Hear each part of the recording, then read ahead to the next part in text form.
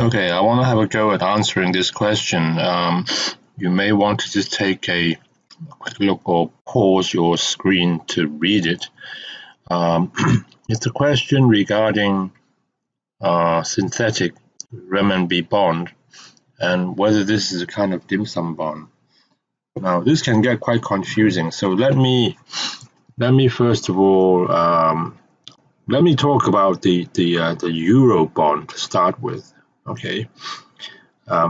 Then I will talk about the dim sum bond, and I will talk about what kind of bond a synthetic renminbi bond actually is. Okay, now a euro bond, as you should know by now, is a name, a classification where for a bond that is issued in country X or market X, if it's Europe, it's the European bond market, but it's issued in currency Y. That's it. Okay. Now, these are very precise legal definitions, so they have to satisfy that criteria.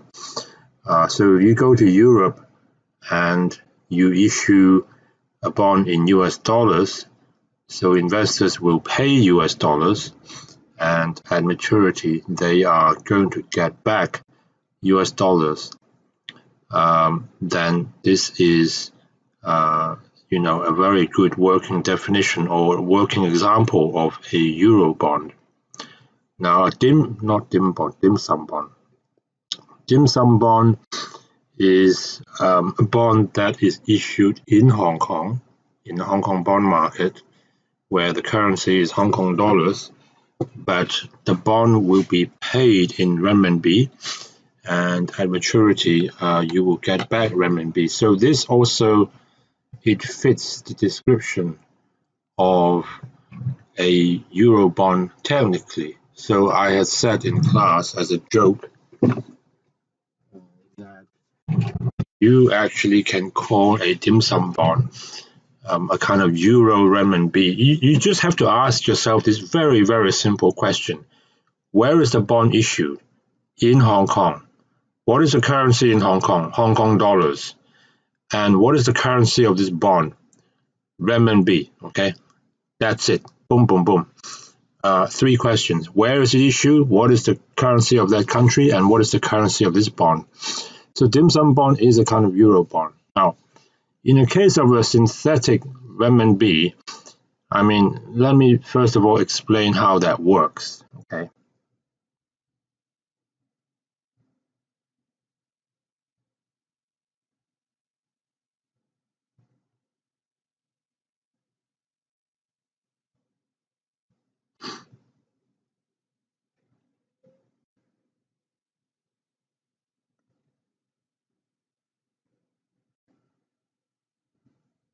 So what happens is that, so let's say at the start, the US dollar renminbi is 1 US dollar for 7 renminbi. Let's just say it is, okay. Then what you can do is you can invest let's say 1 million US dollars, okay. So you buy the bond in US dollars, and then so this is the at little t, and then at maturity. Now please remember, so at the start this is actually equal to 7 million renminbi, okay.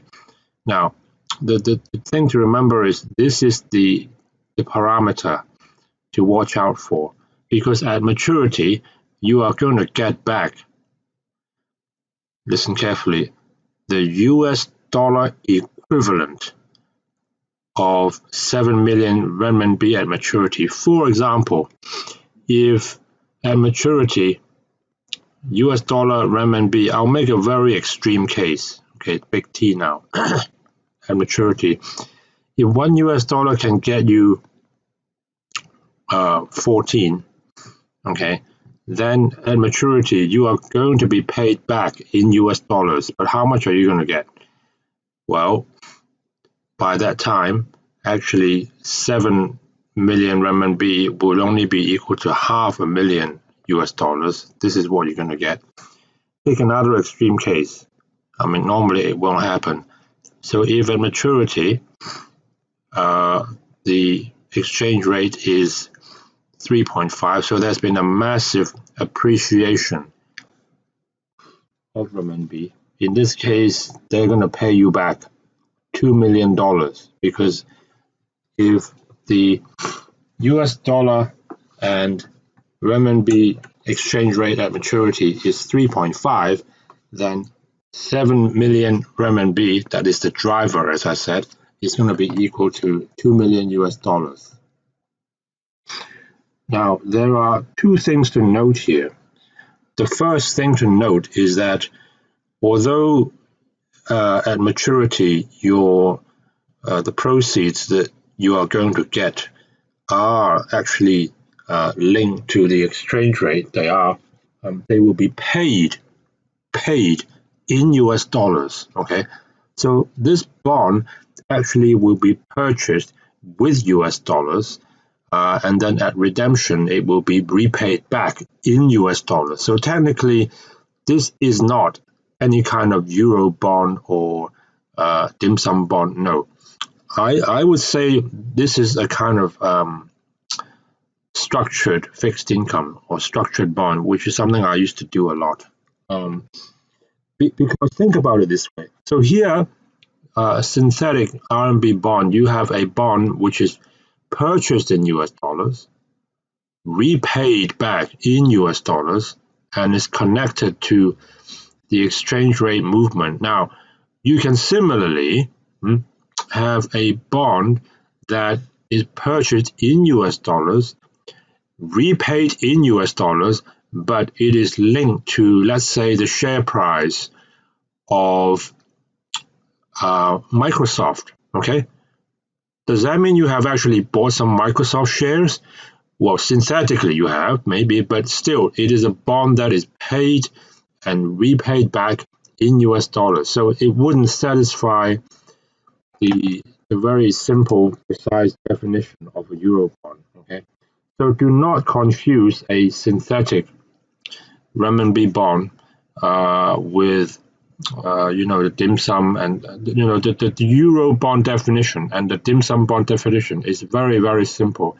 You go into a country and you issue a bond which is not in the currency of that country. And when I say not in the currency of that country, I really mean the real payments, the actual payments. Okay. Now this is actually using a derivative to achieve a similar purpose, but that's beside the point. Okay. Here is where legal and the legal definition of something and a kind of derivative transformation. They are very different concepts, and you have to make sure that you don't confuse them. Okay, so I hope I've explained how the synthetic bond works by now. Okay, thank you. Hope that was helpful.